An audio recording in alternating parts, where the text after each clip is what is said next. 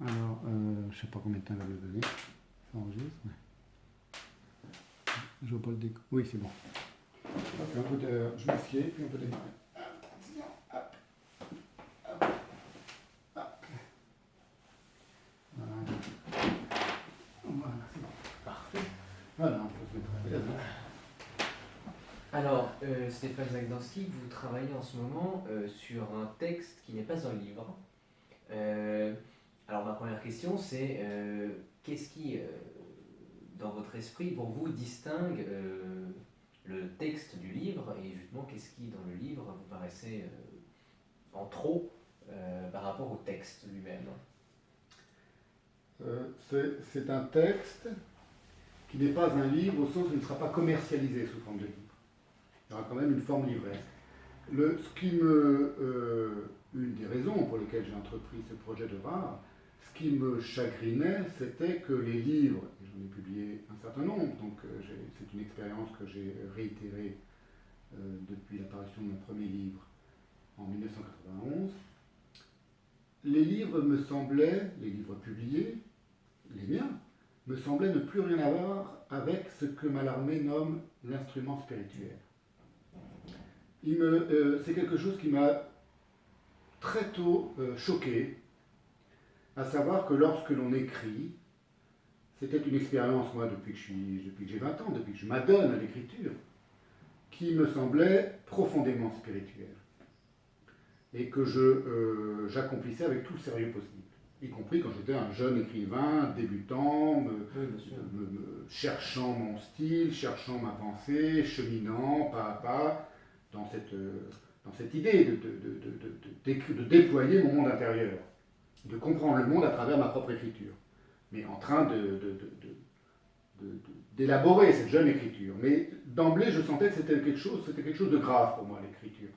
Et dès que j'ai eu l'expérience des premiers textes imprimés, en revue et surtout en livre, j'ai été confronté à la dégradation de cette spiritualité-là par tout un procédé technique principalement, parce que quand même ça relève de la technique, l'impression d'un livre aujourd'hui, d'un livre commercial, qui, par tout un filtre de gens qui finalement ne prennent pas la littérature et l'écriture aussi au sérieux que moi je le prenais, que je l'avais prise pendant que j'écrivais mon texte, à savoir, ça commence par dans le domaine de la fabrication du livre, chez les éditeurs, les gens qui vont prendre en main votre manuscrit, qui vont le taper, parce que moi j'ai connu au début, il n'y avait pas d'email encore, donc on donnait un manuscrit tapé à la machine ou à l'ordinateur, mais enfin imprimé, et les gens le retapaient dans leur propre ordinateur, chez l'éditeur.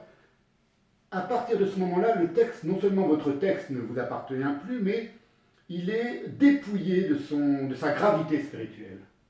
C'est ce que j'ai ressenti très tôt, très vite, dès mon premier texte, donc dès la publication de La Pureté de Dieu. Et pourtant, j'avais un très bon rapport avec l'éditeur, c'est un petit éditeur, les éditions du Félin, qui est devenu un ami, et j'étais très heureux, évidemment, j'étais fou de joie d'être publié, que mon premier texte soit publié. Mais j'ai senti ce fossé entre comment dire, la gravité spirituelle du geste de l'écriture, qui était liée à la solitude aussi, dans laquelle j'avais écrit ce texte, et ce que ça devenait ensuite pour atterrir dans la vitrine d'un libraire. Et ça, c'est depuis le premier livre. Et ça n'a fait qu'empirer avec les ans et avec la dégradation la déréliction du monde de l'édition, du monde médiatique. Alors je ne parle même pas après des services de presse, et puis après la promotion du livre dans les médias, c'est de pire en pire. On s'éloigne de plus en plus, on bafoue de plus en plus le sérieux que l'on a mis dans l'écriture du texte, quand on prend sa propre écriture au sérieux.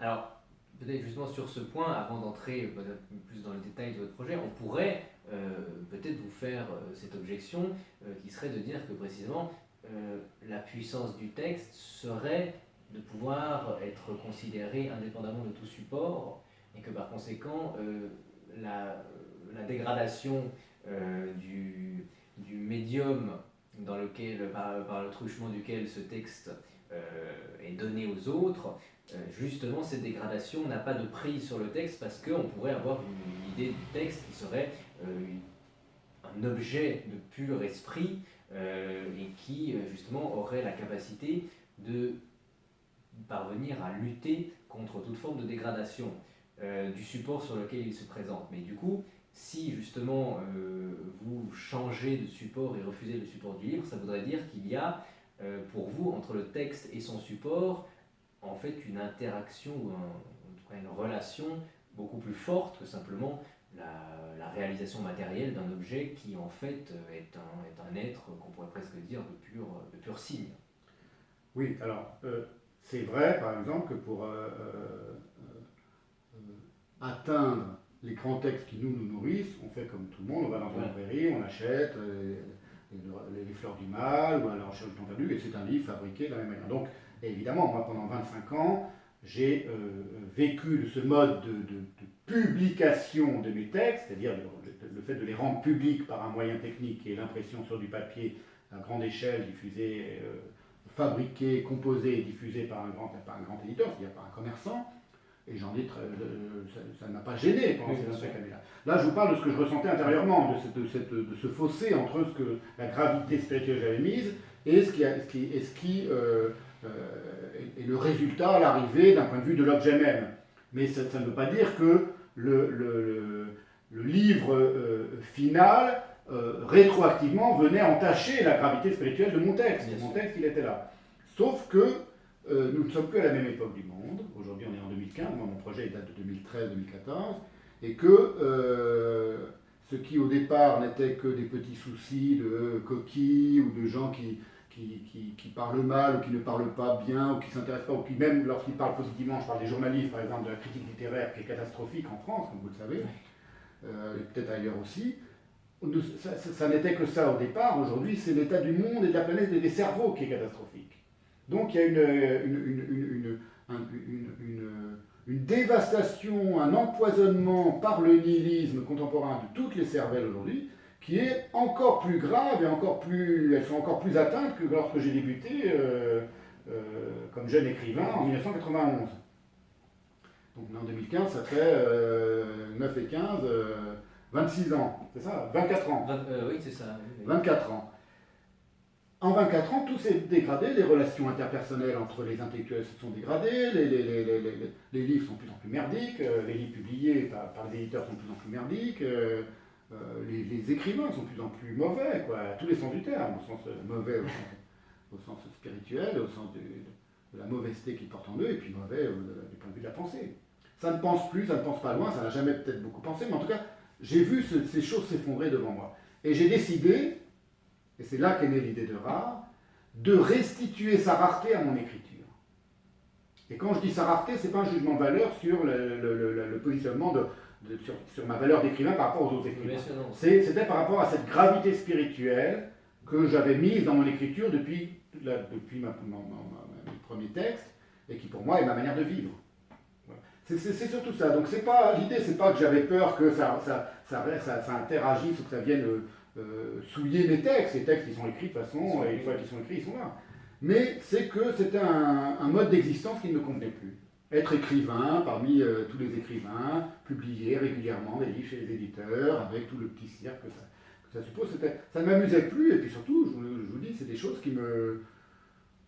Je dis ça alors que j'en ai beaucoup profité, puisque j'ai quand même publié un certain nombre de livres et que j'ai fait tout ce que fait un écrivain. J'ai joui de tout ce dont peut jouir un écrivain ayant une vie d'écrivain parisien classique, c'est-à-dire les rencontres, les bonnes choses et les mauvaises choses, les bons articles, les mauvais articles, les télés, les radios, toutes ces choses-là qui aujourd'hui ne m'ont jamais beaucoup intéressé.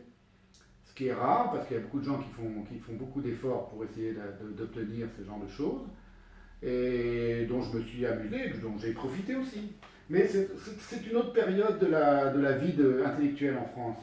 Et c'était déjà une période très dégradée, quand moi j'ai commencé. Oui. C'était déjà la fin d'un monde qui a commencé de sombrer, disons, même avant-guerre. Oui.